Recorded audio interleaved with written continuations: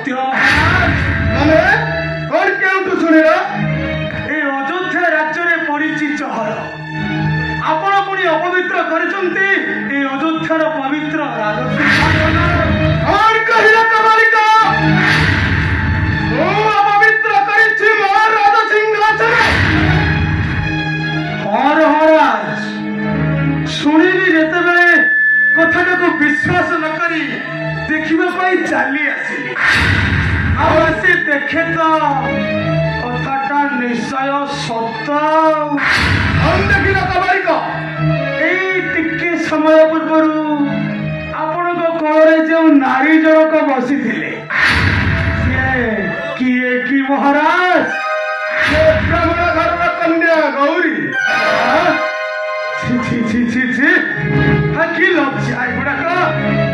ଆରେ ଆପଣ କ୍ଷତ୍ରିୟ, ଆପଣ କନ୍ୟାକୁ ରାଜସିଂହାସନରେ ବସାଇ ଏ କଣ ଅପବିତ୍ର କର୍ମ କରିଛନ୍ତି ମହାରାଜ? ଚୁପ୍ କର କମାଳିକ। ସେନାବଡ଼ କଥା କହିବାକୁ ତୋର ସାହସ ହେଲା କି? ଯା, ବାହାରେ ଯା ଏଠାରୁ। ଯା। ଗୌରୀ, କୁଆଡ଼େ ଚାଲିଗଲୁ ଗୌରୀ? ମୁଁ କେତେ ଆଡ଼େ ବୁଲି ବୁଲି ଖୋଜିଲି, କୁଆଡ଼େ ମୋ ଗୌରୀର ସନ୍ଧାନ ପାଉନାହିଁ। ଗୌରୀ, ଚାଲିଆ ଗୌରୀ, ଆ ଗୌରୀ।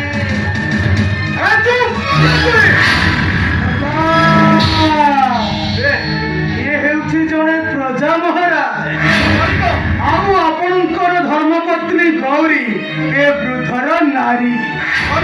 ହଁ ମହାରାଜ। ଆଜ୍ଞା ଆଜ୍ଞା, ମୁଁ ତା ଗେରସ୍ତ। କାଲି ରାତିରେ କଣ